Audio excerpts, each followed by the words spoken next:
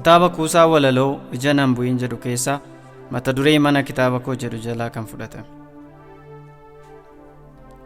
Abbeeraan abbaa koo gadaala margeera, jireenya qofummaa ogummaan darbeera.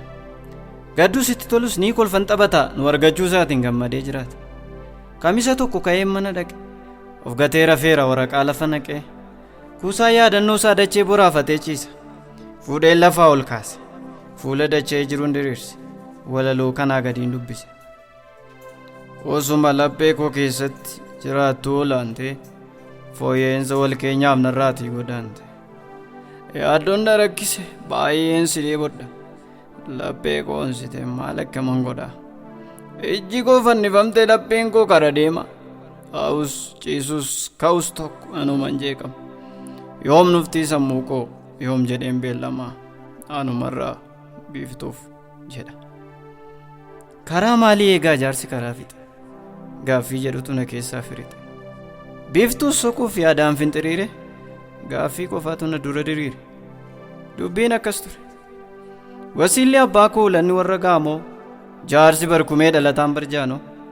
Umurii isaa guutuu kaayyoodhaaf jiraate, qannoo fi qananii biiftuu fursee laate.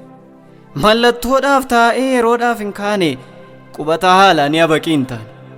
Collummaa wareeree geengoo kuteen ba'a. Ilaalcha ganamaan biiftuu fagootti millata, bakkuma kolleessaa ture eeguu filata. Biiftuun jaalalleensaa ganamaa fagootti jala hafte gara laga gamaa. Dhuftiif haftii ishee adda baasuu dadhabee, akka eegee jirutti abba sadii kakkabe. Ilmoo bolaa malee ofiin horre dhala, biiftuu quuqxu eeguutti har'as qofaa gala. Biiftuun kee kofoo sarbaatti murattee, karaa fodda warra dhiyaannutti mul'atte, ati yaaduma kee qofaatti muddamte jedhanii itti amannaan. Badi bada soobduu qalqaltu, salphattuu falfaltu, qawduudhaan manatti galtu. Biiftuudhaaf umurii miti lubbuun wareega, irraatti bosusullee ani shumaneeka. Isheenis akkana eegdu beeka. Koo fagoo jiraattu iyyuu harka ormaan galtu, abbaa manaa jala teessee sanyoodhaaf hin haftu. Lubbuu kee jaalatta taanaan naaf badii haa falfaltu jedhee ofirraa ari'ate dallanaa. Biiftuu isaa irrayyuu ni amana. Biiftuun cinaachaa si baate kan cirrachaa taate, isheen as hin quuqxu ati isheetti hin siqxu. Balballi kee cufaa galgalli kee qofaa, quxisuun si hangafe kee jaalattaaf bakka bu'aan qabdu akka namaa, maqaan kee si faana awwaalamaa, akkas ta'uun barduu alama. Eegdee siif gameeraa isheetti dhiisi, daartuu tokkotti si maxxansinaa jiraadhu callisi jedhanii gorsinaan irraa bu'ee kolfee jechaan isaan orfe. Aan daartuutti maxxanuun filadhu, biiftuu dhugaa dhiisee daartuurra qoorratti seen jiraadhu. Qofaan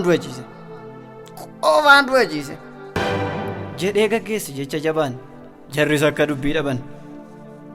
Wasiilli abbaa koo inni kitaaba koo, biiftuuf walaloo barreessee yaadannoo isaa irra teessise.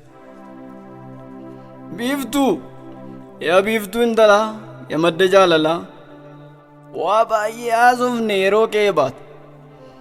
Anis asitti dalagee atis achi akka dhamaatu, dhumni keenya immoo miidhagaa akka taatu.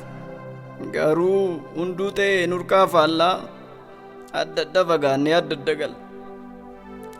Anammaa maqaan kee nama deessa ta'ee waraantoo dhuka keessa, ati garuu dubbattee laphee koo ergatte, damman gogne taatee lafee koo erbatte.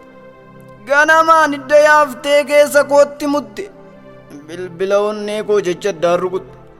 Kanaaf siif sumaaf yaadni koos bututte. Anamma dulloome umuriin na deemte, rirriittaa baraanis jiruun kiyya eeltu. Kanaaf dhalootaaf hambisee imaanaa, du'a abbaa koon du'a dachaafadheefaan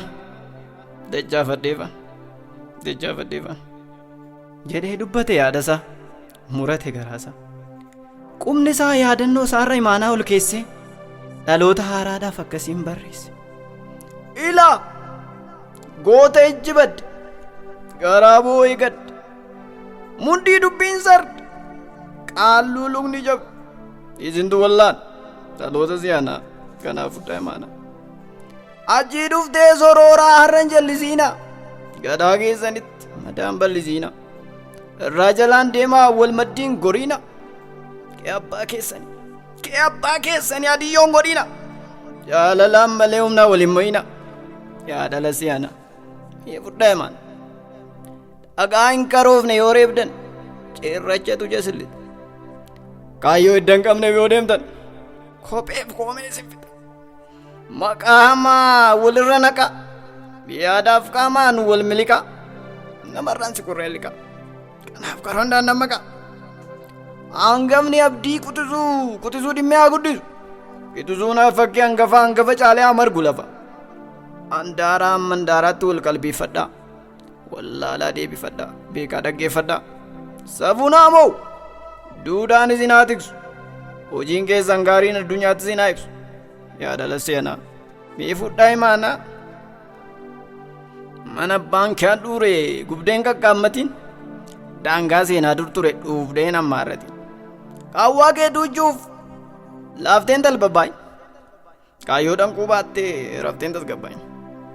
Maqaa bushaan sirratti hin galmaayin. Gurmuu bal'aan sababa keenya dhaayin. Yaadaloota seenaa narraa fuudhi maanaa. Namni maanaa baatu lafee lammii nyaatu. Walirratti hin booresinaa. Walirratti hin odeessinaa. Gaarummaa wal qibaa. Jabeessa wal irbaa jedhee dhaloota haaraaf kaa'e. Biiftuu isaa jajuu garuu ittuma taa'e. Otoo ishiin jiraatteen har'a anis akkas hin ta'u har'a. Otoo ishiin jiraatteen har'a anis akkas hin ta'u har'a. Barreessaaf seenessaan kanaa ol badhaadha.